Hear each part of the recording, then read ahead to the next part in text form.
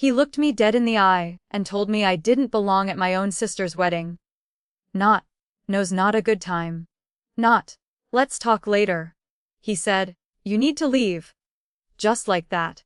I was standing on a gravel driveway in heels that suddenly felt like punishment, my carry-on still in my hand after an 18-hour flight, while a string quartet played inside like none of this was happening.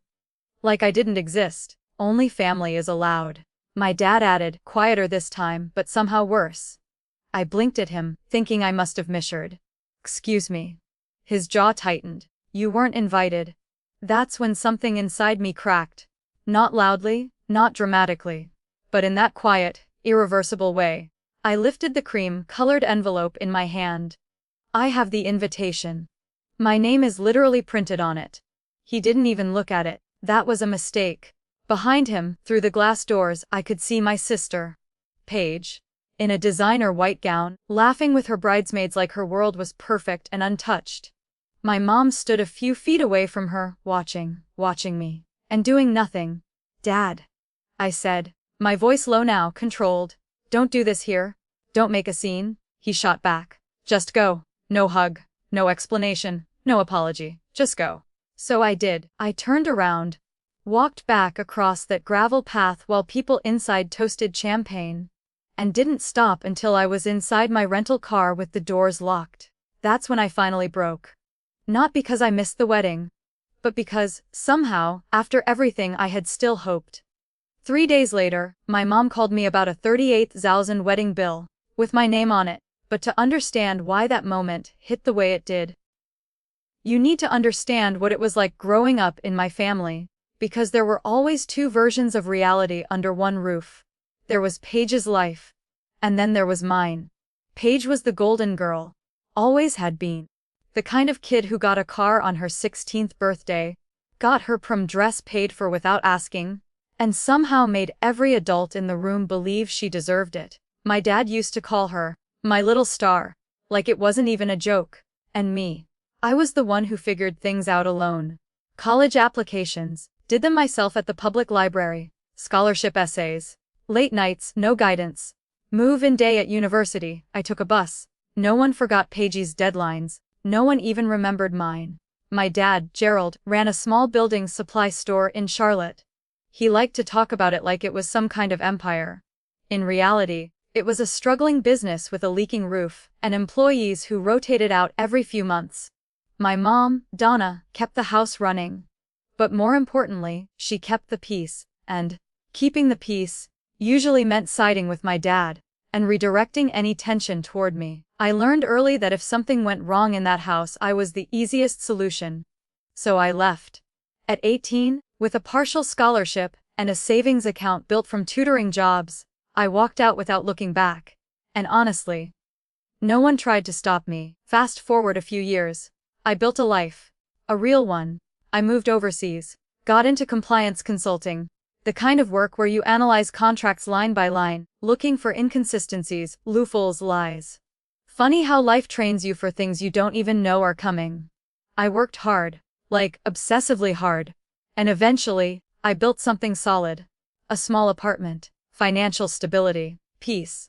Not the fake kind my family pretended to have, but the kind you earn. We didn't talk much. Birthdays, maybe. The occasional holiday text. Most of the time, the only calls I got were when they needed something. So when that wedding invitation showed up, it felt different. Heavy paper. Elegant design. Expensive. And inside, a handwritten note from Paige. It wouldn't be complete without you. Please come. 7 years of distance, and suddenly, I mattered. I should have questioned it. But instead, I booked the flight. Because there's a difference between forgiveness and curiosity. And I wasn't going there because I'd forgiven them. I went because I needed to know if anything had changed. The answer came fast. It hadn't. That first night back in Charlotte, I stayed at a hotel near the university instead of going home. I called Paige. Hey, she said, too quickly. You made it. Yeah. I replied, anything I should know about tomorrow? Just be there by 2. Ceremony starts at 3. Her tone was clipped, distracted. Like she didn't want to talk. I gotta go. Rehearsal stuff, she added. See you tomorrow. She hung up before I could respond. That feeling came back. That quiet, uncomfortable shift. Like something wasn't right. So I called my mom. She answered on the second ring. And the first thing she said, "Ah, you actually came." I sat down slowly on the edge of the bed.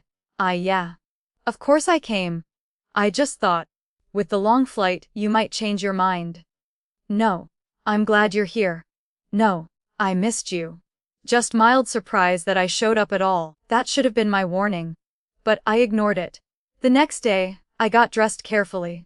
Not over the top, just enough to look like I belonged, because I thought, maybe I did. Until I got to the venue. Until my father stopped me at the door.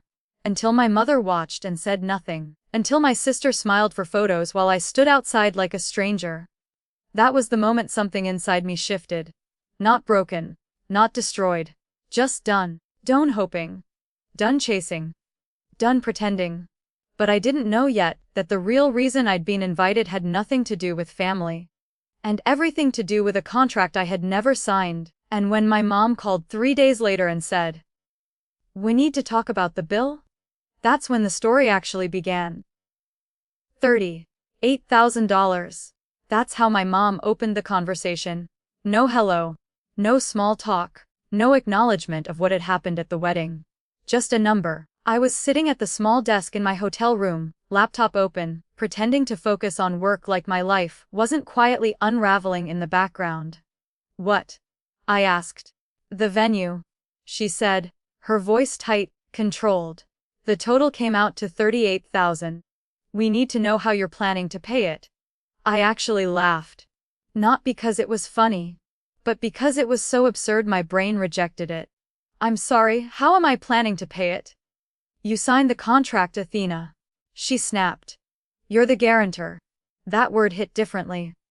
Guarantor. My entire career is built around contracts, risk, liability. I know exactly what that word means, and I knew immediately. I didn't sign anything. There was a pause, not confusion, not surprise, just silence. Then I heard movement, shuffling, and suddenly my dad's voice cut in, sharp and familiar. "Don't play dumb." I leaned back in the chair slowly, my heart starting to pound. But my voice stayed steady. "I'm not playing anything. I didn't sign a contract for Paige's wedding." "Your name is on it?" he said. "That makes it your responsibility." I stared at the wall in front of me, my reflection faintly visible in the dark screen of my laptop. "You're telling me I owe $38,000 for a wedding I wasn't even allowed to attend?" "We'll deal with that part later," he said dismissively. "Right now, you need to handle the bill." That's when something in me clicked. Not emotionally. Professionally. Because this wasn't just family drama anymore. This was liability. This was fraud. "Send me the contract," I said calmly.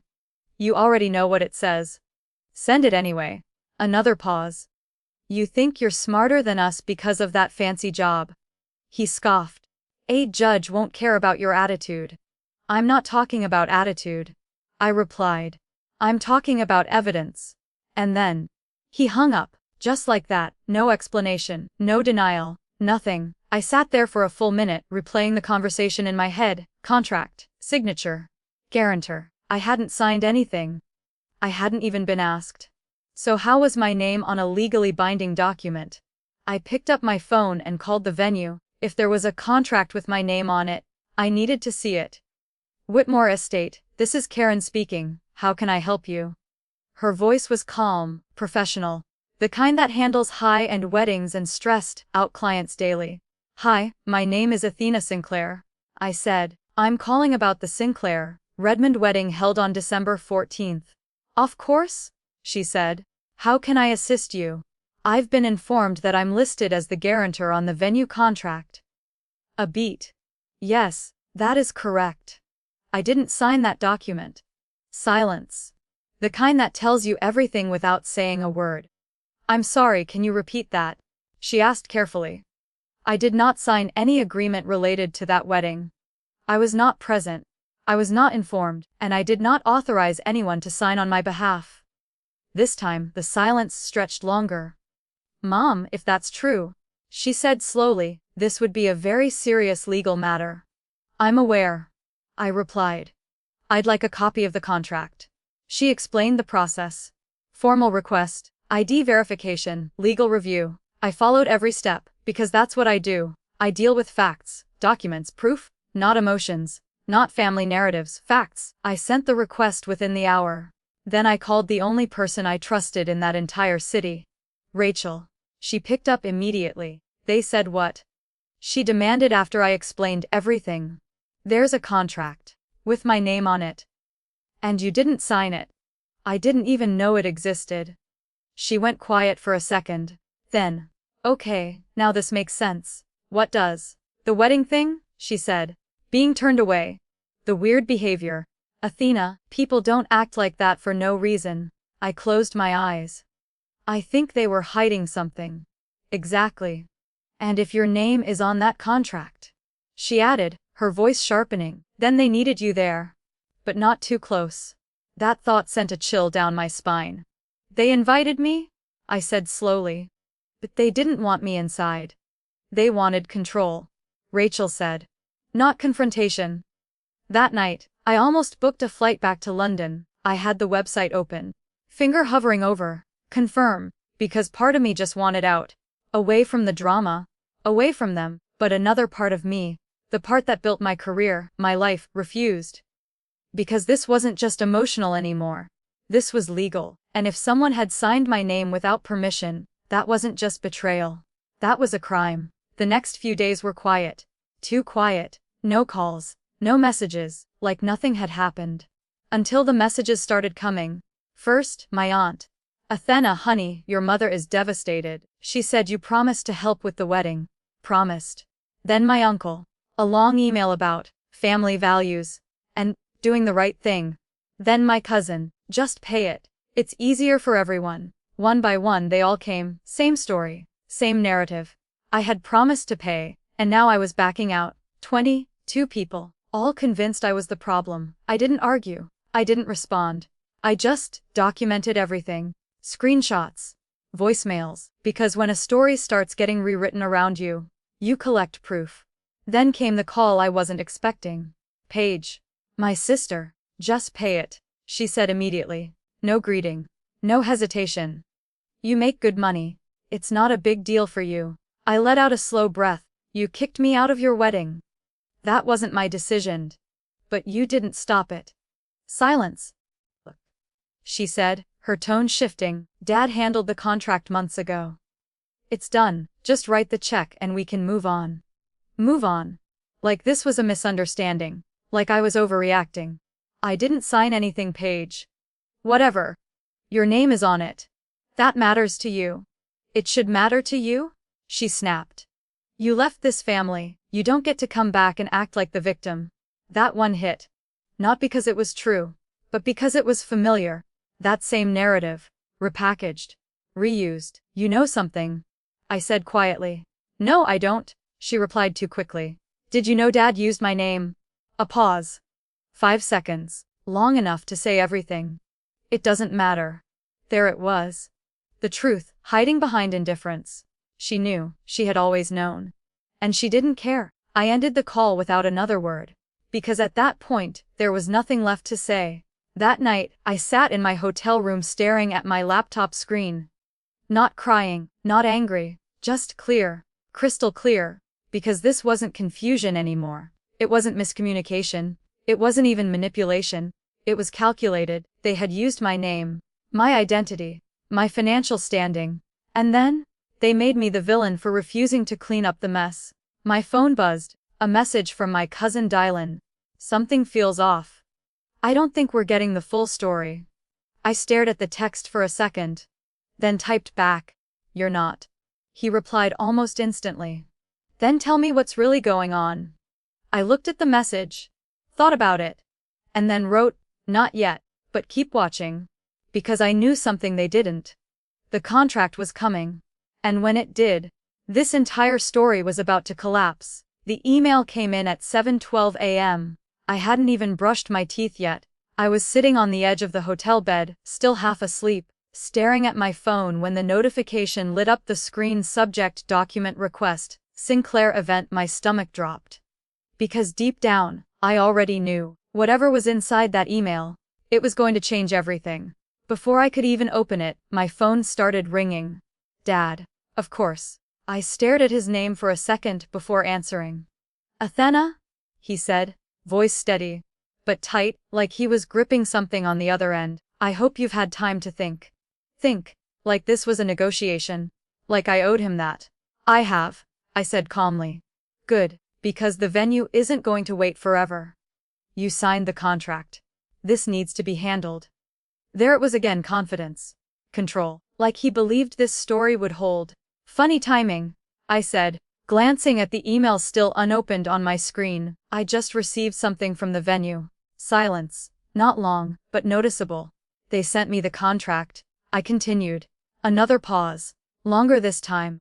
Well, he said finally, forcing a chuckle that didn't quite land, then you can see for yourself. Your name is on it. I leaned back against the headboard, heart pounding, but my voice stayed level. I'm more interested in the signature. That did it. The silence stretched. Thick, heavy, uncomfortable. You signed it. He said again, slower now. End of story.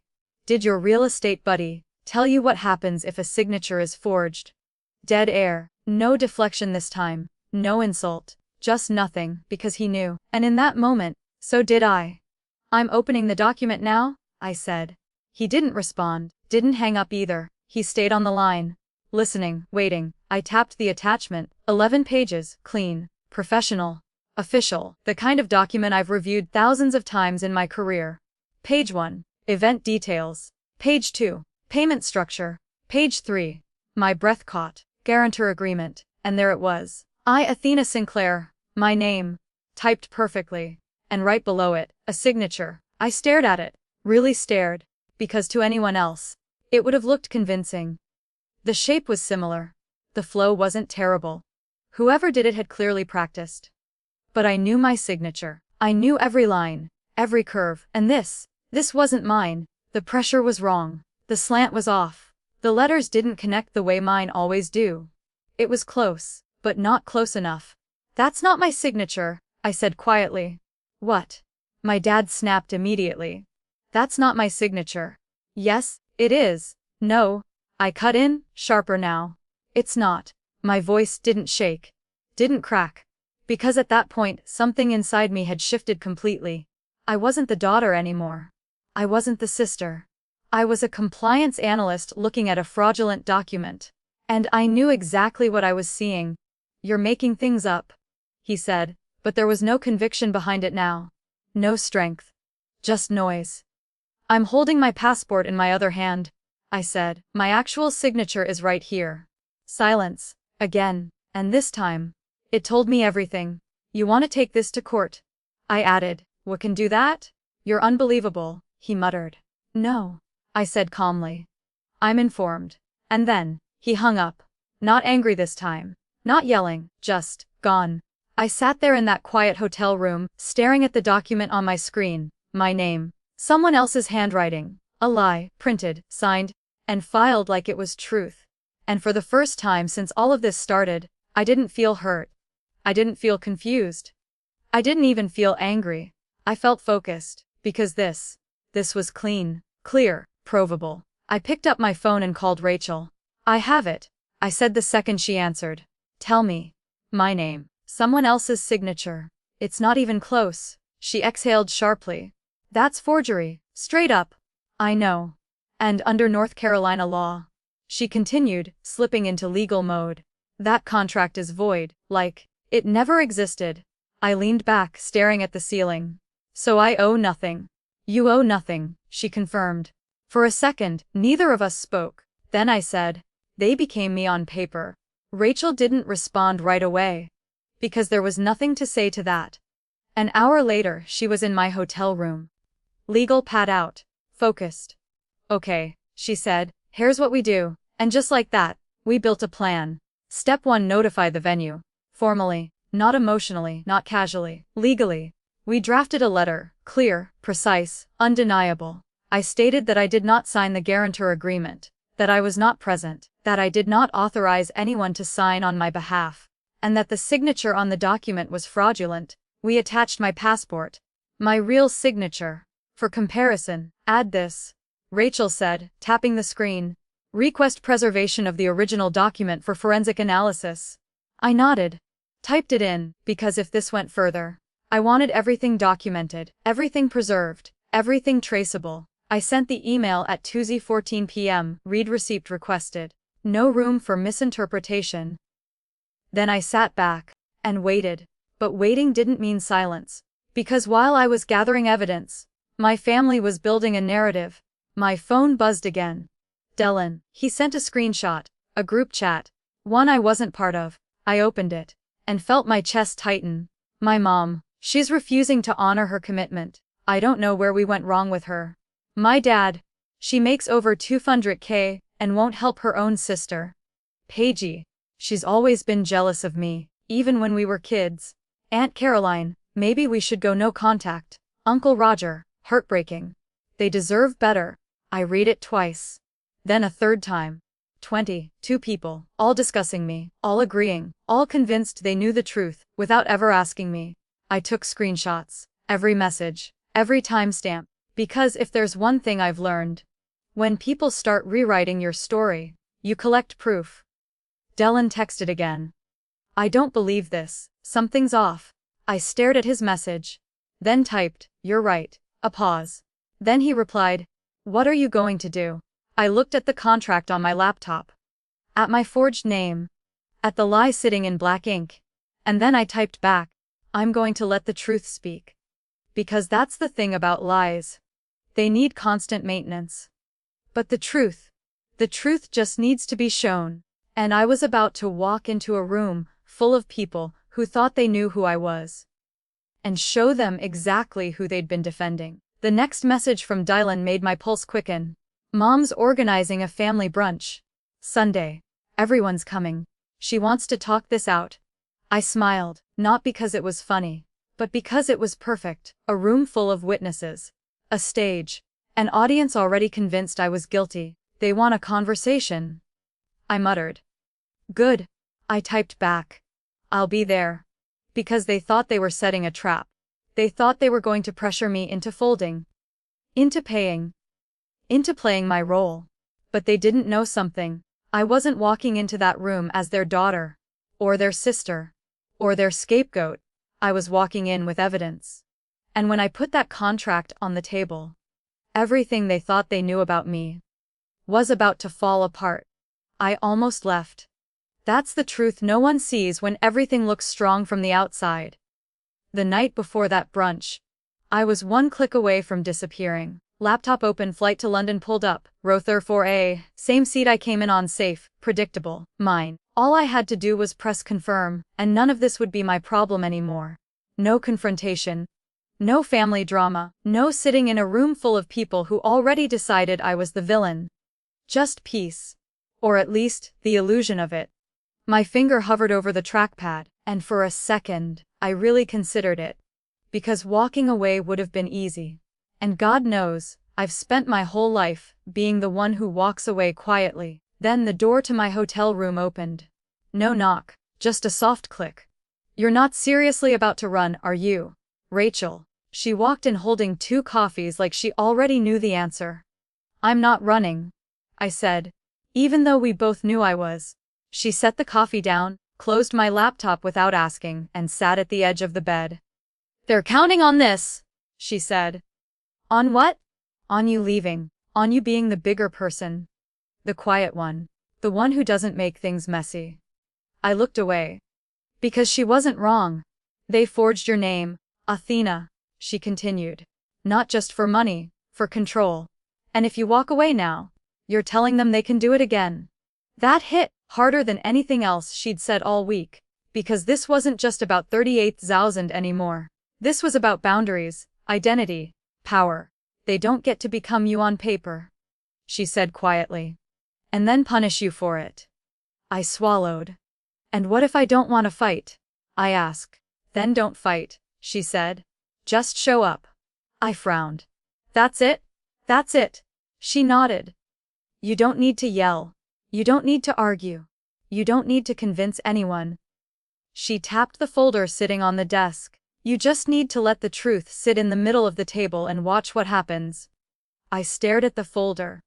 The contract. The forged signature. The evidence. Everything they thought they could hide. And for the first time since this started, I didn't feel overwhelmed. I felt ready. Okay, I said. Okay, I'll go. Rachel smiled, leaning back like she'd just won a bet she never doubted. Good. Because I have a feeling tomorrow's going to be interesting. She stayed for a while after that. We didn't talk about the wedding. Or my family. Or the contract. We talked about normal things. Work. Random cases. A bad date she went on last month. And somehow that helped more than anything else. Because it reminded me of something important. I had a life outside of them. A real one. One that didn't revolve around being chosen or rejected. When she left, the room felt quieter, but not heavy, not like before. I lay down, staring at the ceiling, and for the first time in days I slept. Not perfectly. Not peacefully, but enough. Sunday morning came faster than I expected. I got dressed slowly. Deliberately. White blouse, navy blazer, dark trousers, nothing flashy, nothing emotional, just controlled, professional. Like I was walking into a meeting, because in a way I was. I checked the folder one last time. Contract copy, my passport, the email from the venue confirming the investigation, and one more thing, a printed message from the event coordinator. The one that mattered most. The one that confirmed. An older man had walked into the venue and signed my name. I zipped the folder shut, picked up my keys, and left. The drive to my aunt's house felt longer than it actually was. Every red light stretched. Every turn felt heavier, because I knew what was waiting for me on the other side. A room full of people who thought they knew who I was. Who had already judged me. Already labeled me selfish, cold, ungrateful. And part of me wondered, would they even listen? Or had they already decided? I pulled up to the house. Cars lined the street, familiar ones, my dad's truck, my uncle's car, Paige's. I sat there for a moment, hands on the steering wheel, engine off, breathing, because once I walked in, there was no going back, no pretending, no softening the truth. I reached for the folder on the passenger seat, felt its weight, not just paper, proof, and then I stepped out of the car. The front door was unlocked. Of course it was. Inside, the smell hit me immediately. Coffee, eggs, something baked. Normal. Too normal. Like this was just another Sunday. Like they hadn't spent the last week tearing me apart behind my back. Voices drifted from the dining room. Low. Serious. Expectant. I stepped in, and the room went quiet. Every head turned. Every conversation stopped. 15 people. All looking at me. My dad stood at the head of the table. My mom sat beside him, napkin in hand like she was already preparing to cry. Paige sat across the room, eyes down, fingers twisting together, and for a second, no one spoke. It was like the air itself was waiting. Then my dad cleared his throat. Well, he said, forcing a smile that didn't reach his eyes, glad you could finally join us. Finally.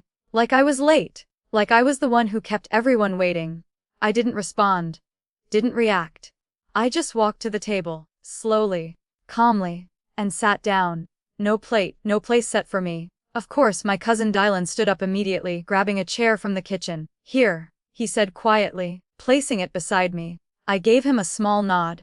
The only person in that room who hadn't already decided who I was. My dad looked around the table like he was about to start a meeting. I want to thank everyone for coming. He began. We're here because of a difficult situation. Here we go. Athena made a commitment to help with Paige's wedding. He continued. She signed a contract with the venue, and now she's refusing to honor it. There it was. The story. Clean. Simple. Convincing. My mom dabbed at her eyes. We didn't want this to become public, she added softly. But she's left us no choice. Of course she had. The victim narrative. Polished. Practiced. Paige spoke next, her voice small. I just wanted my sister there, she said. I invited her, and now everything's turned into this big fight about money. I almost laughed. Not because it was funny, but because it was so predictable. The room started murmuring, agreement, disappointment, judgment. One by one they spoke. You're successful, Athena. This shouldn't even be an issue. Your parents could lose their house over this. Family comes first. Each sentence landed like a weight, not because it hurt, but because it confirmed something. They weren't asking questions, they were delivering verdicts. And then my dad looked at me. Confident. Certain, like he already knew how this would end. Go ahead, he said. Tell them why you won't pay. I looked around the table. 15 faces, 14 of them expecting me to break, to apologize, to fold. But I didn't speak. Not yet, because I wasn't here to argue, I was here to show them something. Something they hadn't even considered asking for. Proof. I placed the folder on my lap, fingers resting on the edge, and finally, I looked back at my father, held his gaze, and said quietly, "You're right." The room stilled, confused, uncertain. "You do have a contract," I continued. A small smile flickered across his face. Victory. Too early. But before we talk about payment, I slid the folder open, slowly, deliberately. I think everyone here should see it. And just like that, the room shifted. Because they thought this was going to be a conversation. They thought this was going to be emotional, messy, personal. But what they didn't realize was, I didn't come with feelings. I came with evidence. And in the next few seconds, everything they believed about me was about to fall apart. I think everyone here should see it. The second those words left my mouth, the energy in the room changed. Not dramatically, not loudly, but in that subtle, uncomfortable way where people realize, this isn't going the way they expected. I pulled the contract out of the folder, placed it in the center of the table, right between the coffee mugs and half-eaten quiche like it belonged there more than anything else. "This," I said calmly, "is the guarantor agreement for Paige's wedding." My dad didn't move. Didn't reach for it. Didn't even look down. Because he already knew what was on that page. It was everyone else who leaned in. Curiosity first, then confusion, then something else. "My name is on it," I continued, pointing to the printed line. Heads nodded. Of course it was. That's the story they'd been told. That part is true. A few more nods, validation, confirmation, but then I slid my passport out of the folder and placed it right next to the contract. "And this," I said, tapping the open page, "is my actual signature." Now they were paying attention. Really paying attention. Because I didn't raise my voice. Didn't accuse anyone. I just gave them something to compare. Side by side. Truth and imitation. "Take a look," I said. Aunt Caroline was the first to reach for it. She picked up the contract, then glanced at the passport. Her eyes narrowed. She leaned closer. And I watched it happen in real time, that moment when doubt cracks through certainty. "These don't match," she said slowly. The room went quiet. Uncle Roger leaned in next. Then Beth, then someone else. One by one they looked. And one by one, their expressions changed. Because the difference wasn't subtle. Not when you actually looked. Not when you weren't just taking someone's word for it. "That's because it's not my signature," I said. No emotion, just fact. My dad finally moved. "Okay, this is ridiculous," he said, standing up slightly. "Signatures can vary. Not like that." I cut in. Still calm. Still controlled. "But let's not rely on opinions." I pulled out the next document. The email from the venue, placed it down. "They're investigating the signature?" I said. "And they've already suspended all collection activity against me." Now the silence was different, heavier, more real. Because this wasn't just me saying it anymore. This was external, official, verified. My mom's hand trembled slightly as she reached for the paper. Her eyes scanned it. Her lips parted. But no words came out. "They wouldn't suspend collection?" I added. "Unless they saw a problem." That's when my dad's composure started to crack. "You're twisting things," he snapped. "You probably signed it electronically or..." "Nung." One word, sharp. Final. I didn't sign it. Not in person, not electronically. Not at all. And then I placed the final document on the table. The one that mattered most. The printed statement from the venue coordinator. I remember because he seemed rushed. I let the sentence hang in the air. "An older man, front desk. Signed in person." The room processed it slowly, like a wave, starting small. Then building. Then crashing. I didn't have to say his name. I didn't have to point. They all knew. Every single person at that table knew exactly who that older man was. And for the first time since I walked in, my dad didn't speak, didn't interrupt, didn't deflect. He just sat there, silent, exposed. Aunt Caroline set the paper down like it burned her fingers. "Gerald," she said, her voice tight, "is this true?" He swallowed, looked around the room, at the faces that had been on his side just minutes ago. And for a second, I almost thought he'd deny it, double down, fight harder. But instead, he said something worse. "We didn't have a choice." The room erupted. "What do you mean you didn't have a choice?" Uncle Roger snapped, standing up. "The venue required a guarantor." My dad shot back. "Our credit was ruined. We needed someone? So you forged your daughter's name?" Roger fired back. "It was for Paige!" My mom cried, finally breaking. She deserved that wedding. Deserved. That word hung in the air like it justified everything, like it explained it, like it made it okay. I looked at her, really looked. And for the first time, I didn't see my mother. I saw someone who had made a choice, and was trying to live with it. "You had a choice," I said quietly. The room stilled again. "You could have called me," I continued. "You could have asked. You would have said no," she whispered. I nodded. Yes. And that should have been the end of it. Silence. Because there it was. The truth, simple, clean, undeniable. At the far end of the table, a chair scraped loudly. Tyler, Paige's husband. He stood up slowly, looking between her and my parents like he was seeing them for the first time. "Wait," he said. "You told me you were covering the venue." Paige froze. "Tyler. You told me Athena was just helping with flowers." Her fingers tightened around his arm. "It's complicated." "It's not complicated," he said, his voice low but cutting. "It's fraud." The word hit harder coming from him, because he wasn't part of the history. The dysfunction. The patterns. He was outside of it. And he saw it clearly. "You knew?" he asked her. She didn't answer, didn't need to. The silence said enough. "You knew your dad forged your sister's name," he continued, "and you said nothing." "It wasn't like that." "Then what was it like?" he demanded. No answer. Because there wasn't one. The room had split completely now. Sides drawn, not by loyalty, but by truth. And I hadn't raised my voice once. Hadn't argued. Hadn't defended myself. I just showed them. I raised my hand slightly. Not for attention, for control. "I'm not here to press charges," I said. That got everyone's attention, immediately. "But I want 3 things to be clear." I held up one finger. "I never signed that contract. I owe nothing, legally or morally." Second finger. "I flew across the world to be at that wedding, and I was turned away at the door by the same person who signed my name." My dad flinched. Just slightly. But I saw it. Third finger. "And I will not apologize for refusing to take responsibility for something that was never mine." No yelling, no anger. Just truth, laid out. Simple, final. My mom started crying, soft at first, then louder. "Athena, please." "Mom," I said gently, cutting her off. "I'm done." Not dramatic, not emotional. Just done.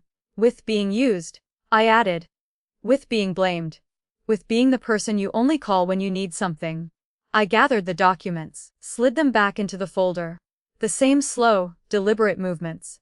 Because this moment, it mattered. "Family isn't a contract," I said, standing up, "and it's not a blank check either." No one spoke. No one stopped me. Because there was nothing left to say. I turned, walked toward the door, and this time, no one told me to leave. No one blocked my path. No one dismissed me. Because now, they understood, I wasn't the problem. I never had been. I reached the door, opened it, and stepped outside into the cold air. And for the first time since I landed in that city, I felt something I hadn't felt in a long time. Not happiness. Something quieter, stronger, clarity. But as I walked down those steps I heard something behind me. Voices. Raised tense, and one voice in particular. Tyler's. "You lied to me." I paused for just a second, not turning around, just listening, because whatever was happening in that house now, it wasn't my responsibility anymore. But I had a feeling, this wasn't over yet. "You knew, and you still married me." Tyler's voice cracked through the front door just as I reached my car. I froze. Hand on the handle, not turning around, but not leaving either, because something in his tone, it wasn't just anger, it was disbelief, the kind that hits when your entire reality shifts under your feet. I didn't think it mattered, Paige said, her voice shaky but defensive. Didn't think it mattered. I let out a slow breath. Of course she didn't. Because in our family truth was always negotiable. Didn't matter. Tyler repeated. You're telling me your dad committed fraud, used your sister's identity, and you just, what? Went along with it. It wasn't fraud like that. What does that even mean? He snapped. Silence followed. Heavy.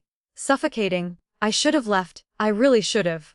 But instead, I leaned lightly against the car door, eyes closed, listening.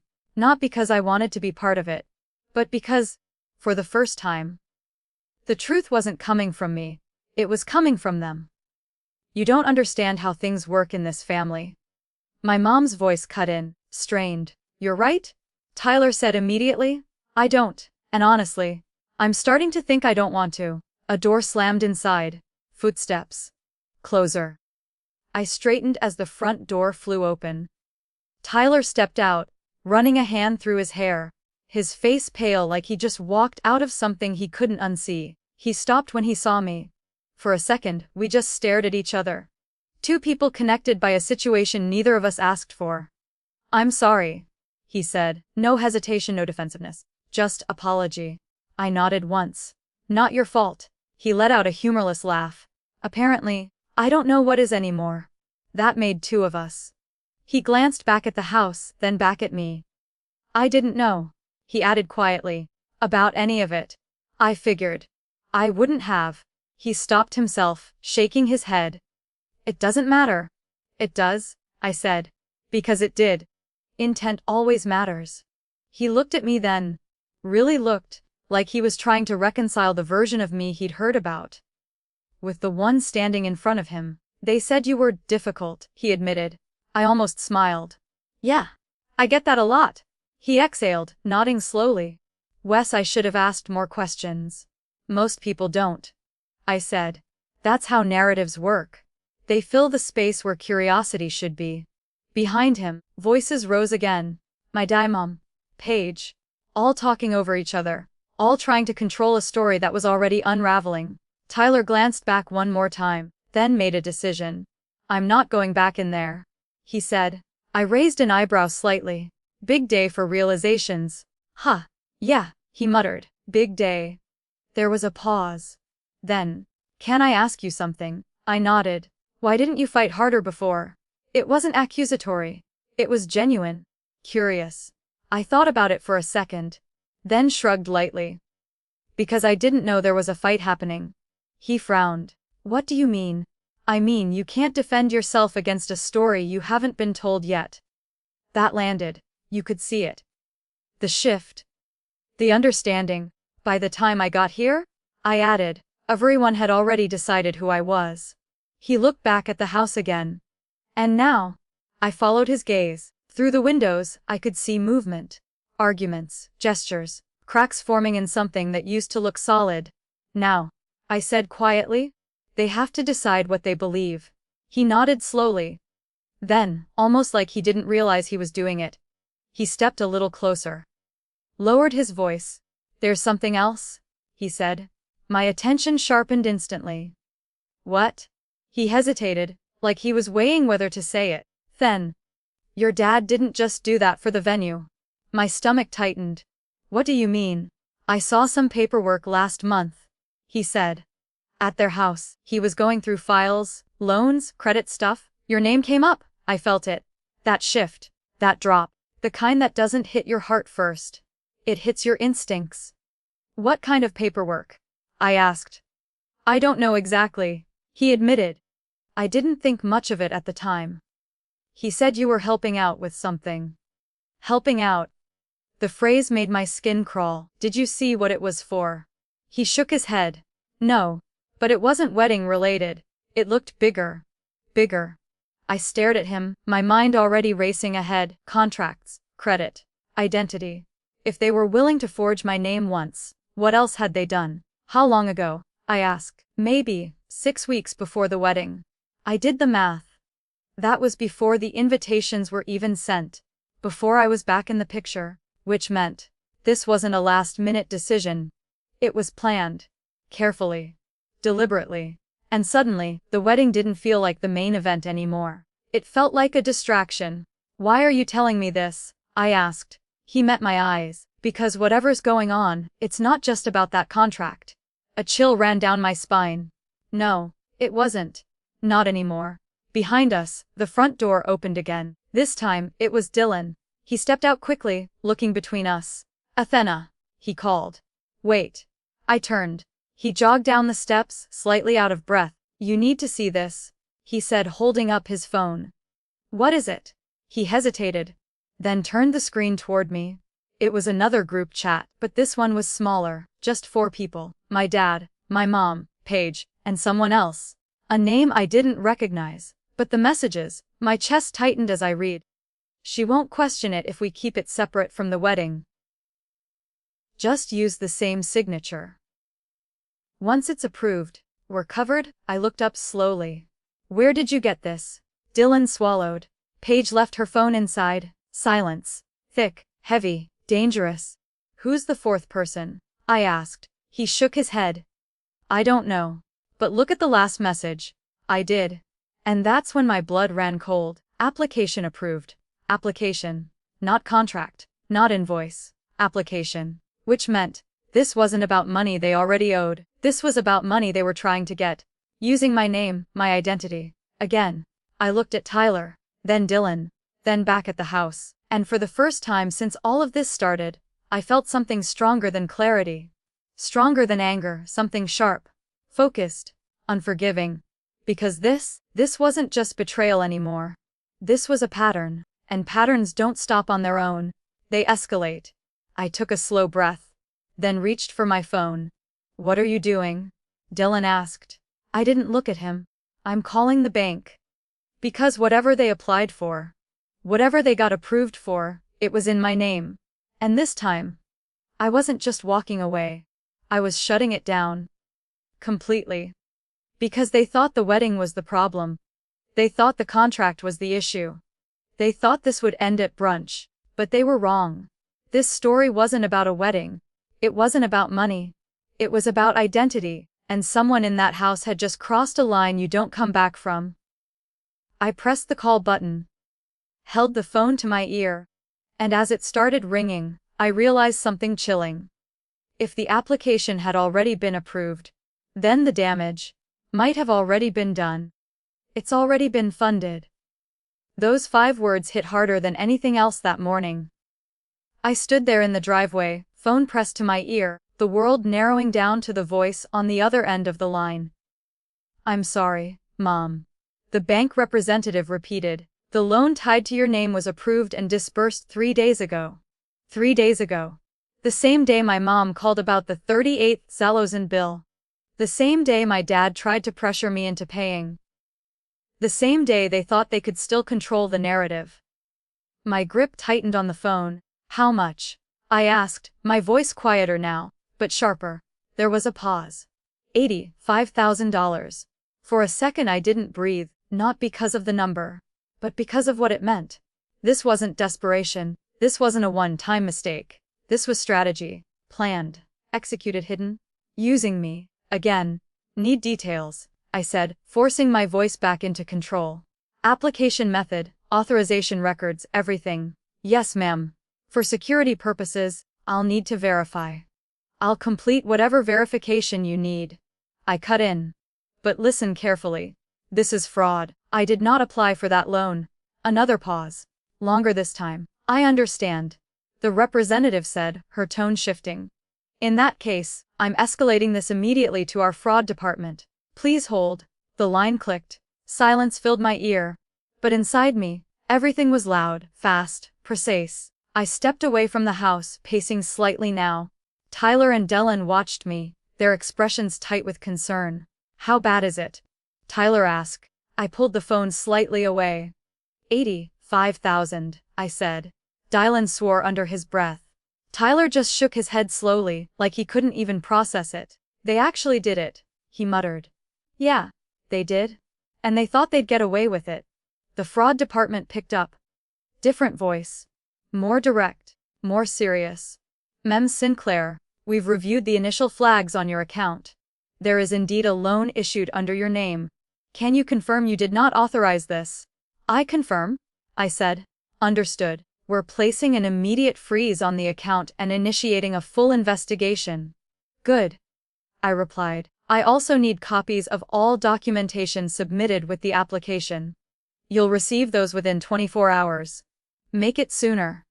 A brief pause. I'll mark it as urgent. Thank you. I ended the call, lowered the phone slowly, and for a second I just stood there, still, because something inside me had fully shifted now.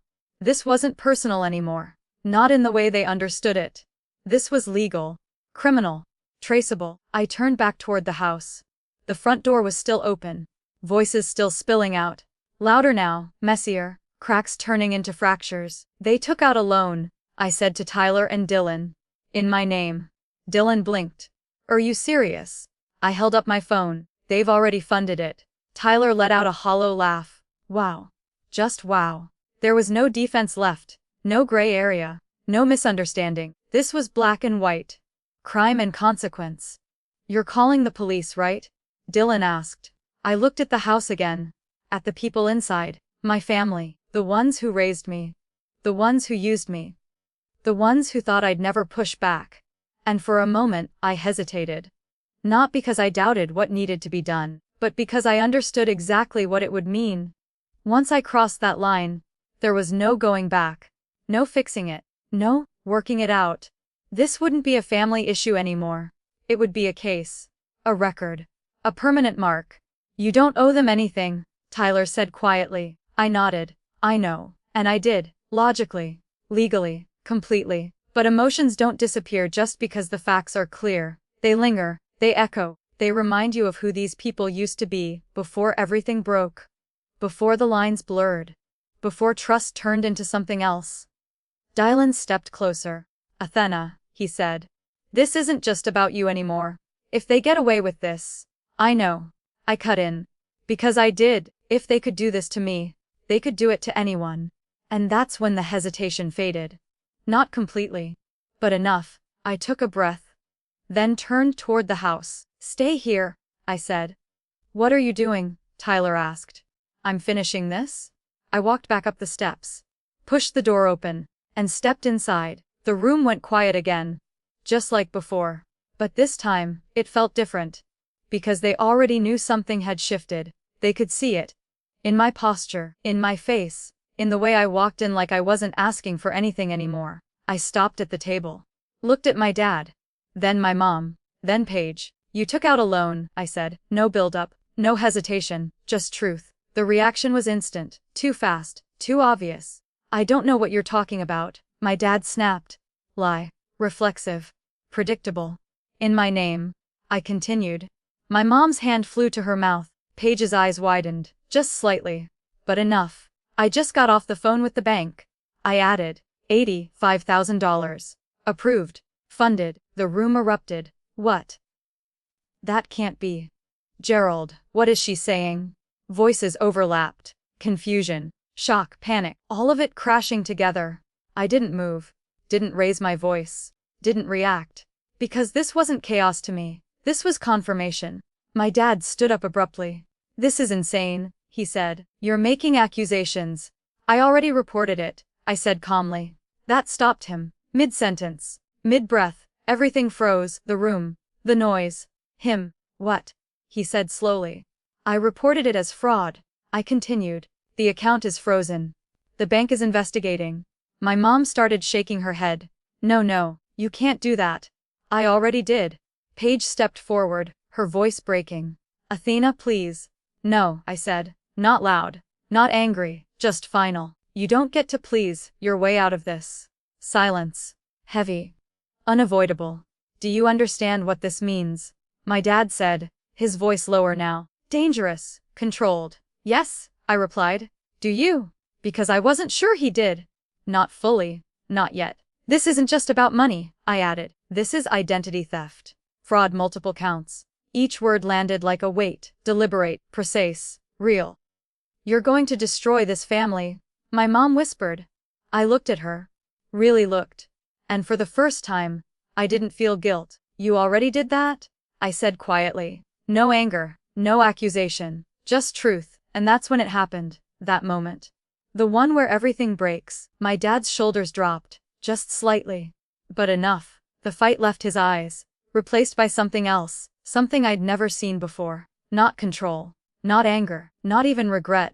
Fear, because for the first time, he wasn't in charge of the story anymore, and he knew it. The room stayed silent. No one moved. No one spoke, because there was nothing left to argue. Nothing left to twist. Nothing left to hide. I turned toward the door again. But this time I didn't pause. Didn't listen. Didn't look back. Because whatever happened next was no longer my responsibility to manage. It was theirs. And for the first time in my life, I wasn't carrying the consequences of their choices. But as I stepped outside, my phone buzzed again. A message. From the bank. I opened it. And my stomach dropped. Because what I thought was the full damage was just the beginning. There wasn't just one loan. There were 3. There are 3 active accounts under your name. I read the message again. And again. Like if I stared at it long enough, it would somehow change. It didn't. 3, not one mistake, not one bad decision. 3 separate loans, 3 separate applications. 3 separate moments where someone looked at my name and decided it belonged to them. I stood there in the driveway, the cold air hitting my face, but I didn't feel it because inside, everything had gone still. Not numb, not broken, just locked in. How bad? Tyler asked carefully. I turned the phone toward him. He read it, then exhaled slowly. Jesus. Dylan stepped closer, scanning the screen. 3. He repeated. That's not panic, that's a system. Exactly. This wasn't desperation, it was a pattern, a method, something they had done more than once because it worked the first time. And suddenly, everything clicked into place. The wedding. The contract. The pressure. The timing. It was never just about one bill. It was about keeping me distracted long enough so I wouldn't look deeper. I lifted my head and looked at the house again. The same house I grew up in. The same house where I learned to stay quiet, to adjust, to take the blame just to keep things calm. But that version of me, she didn't exist anymore. Not today, not after this. My phone buzzed again. Another message from the bank. Fraud case opened. All accounts under review. Additional documentation requested. Good, let them dig. Let them find everything. Because I was done protecting people who never protected me. I'm calling the police, Dylan said quietly. I didn't respond right away, because this was it. The line, the final step, the one that would turn everything from family conflict into something permanent. Legal records, charges. Consequences that don't disappear with apologies. I closed my eyes for a second, and I saw it all. Every moment I swallowed my voice. Every time I was told I was too much, or not enough. Every time I was only valuable when I was useful. And then, that moment at the wedding. Standing outside, being told I didn't belong. Not as a daughter, not as a sister. Not as family. Just not at all. I opened my eyes. No, I said. Dylan blinked. No. I'll call. Because this was mine to finish. I stepped a few feet away, dialed the number, and when the operator answered, my voice didn't shake. It didn't break. It didn't hesitate. I need to report identity theft and financial fraud, I said.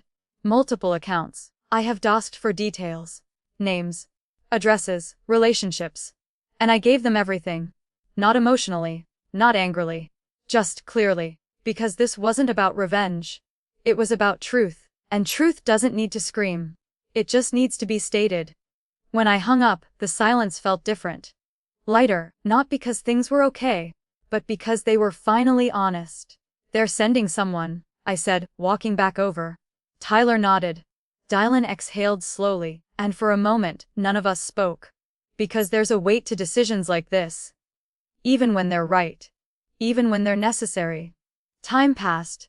10 minutes, maybe 15. Long enough for the house behind us to go quiet. Long enough for reality to settle in. Then, the sound of a car pulling up. Not loud. Not dramatic. Just official. I didn't look at Dylan. Didn't look at Tyler. I just turned toward the house one last time, because this was it. The final chapter, not of my life, but of theirs in my story. The door opened slowly. My mom stepped out first. Her eyes were red, her hands shaking, behind her page. And then my dad. For once he looked smaller. Not physically, but in presence. Like something had been stripped away. Control. Certainty. The illusion of power. They saw the car. They saw me. And in that moment, they understood. Not the details. Not the full consequences. But enough. Athena. My mom whispered. I didn't move. Didn't step closer. Didn't step back. I just stood there. Steady. You don't have to do this, she said. I tilted my head slightly. And for the first time, I answered her without emotion. I already did. Paige took a step forward. Tears in her eyes. This isn't who we are. I almost smiled. Because that was the biggest lie of all. This is exactly who you are, I said quietly. No anger. No cruelty. Just truth. My dad didn't say anything. Not this time. Because there was nothing left to say. No argument. No justification. No control. Just consequence. The officers stepped out of the car. Calm. Professional. Approaching. And I didn't watch what happened next. I didn't need to. Because my part in this story was finished. I turned away. Walked back to my car. Opened the door. And sat down. For a moment I just sat there. Hands resting on the wheel. Breathing. Because for the first time in a long time, there was no noise in my head. No second guessing. No guilt. Just space. Tyler tapped lightly on the window. I rolled it down. You okay? He asked. I thought about it. Everything that just happened. Everything that led here. Everything that was ending. And everything that was finally beginning. Yeah, I said. And for once, it was the truth. Dylan leaned down slightly. What now? I looked ahead. At the open road. At the life waiting for me outside of all this. My life, I said simply. Because that's what this was always about. Not the money. Not the wedding. Not even the betrayal. It was about taking back something that was mine. My name. My identity. My voice. I started the engine. The sound felt louder than it should have. Or maybe, everything else was just quieter now. I pulled away slowly. Didn't look back. Didn't check the mirrors. Because some chapters don't need one last glance. They just need to end. And as the house disappeared behind me, so did the version of me that kept trying to belong there. I wasn't their scapegoat anymore. I wasn't their safety net. I wasn't their silence. I was something they never expected me to become. Untouchable. And the last thing I thought before the road stretched out in front of me, clear, open, mine was this: sometimes the most powerful thing you can do is finally refuse to carry what was never yours.